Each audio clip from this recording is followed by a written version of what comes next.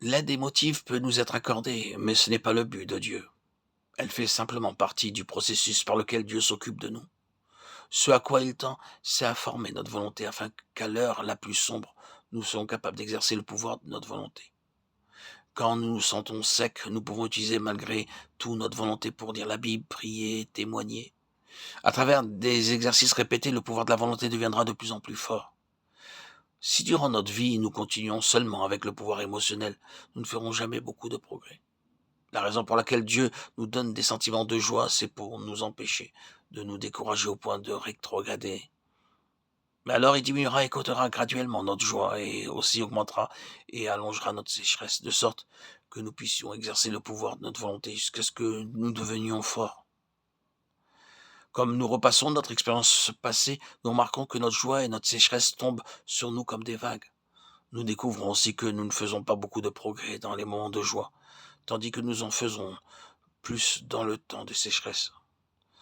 Nous voyons réellement avancer pendant cette semaine sèche, comme nous avions l'habitude de penser que si nos vies étaient quotidiennement aussi sévères et insipides, c'était parce que nous étions tombés. Mais quand nous comparons honnêtement nos expériences, nous trouvons que nous faisons des progrès quand nous nous sentons faibles et que nous faisons de petits progrès quand nous sommes joyeux. Quand le vent souffle fort et que nous naviguons avec le vent, nous sera-t-il de quelque aide d'utiliser la force de notre bras? Non, bien sûr, car ce n'est pas nécessaire. Nous devons utiliser la force de notre bras quand il n'y a pas de vent ou que nous naviguons contre le vent. Notre progrès dépend donc beaucoup de la manière dont nous exerçons le pouvoir de notre volonté. Lorsque nous nous sentons secs, utilisons le pouvoir de notre volonté, déclarant «Je veux avancer» et assurément nous avancerons.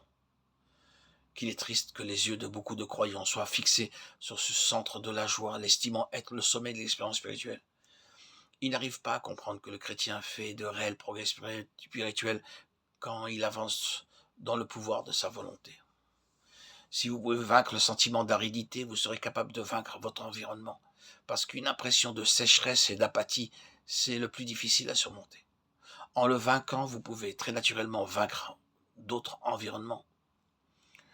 Le plus intime de tous les environnements est votre émotion. Si vous êtes capable de vaincre votre émotion, vous serez aussi victorieux sur d'autres environnements. Vous devriez exercer le pouvoir de la volonté en disant « Je lirai la Bible, je prierai et je témoignerai ». Même si vous vivez dans la sécheresse sans aucune conscience d'onction, vous découvrirez néanmoins le pouvoir de tout vaincre dans votre environnement, aussi grande que cette chose puisse être. Pour parler franchement, je dirais que quiconque ne peut vaincre l'environnement n'a pas non plus vaincu l'émotion. Celui qui obtient la victoire sur l'environnement a conquis en premier ses propres sentiments.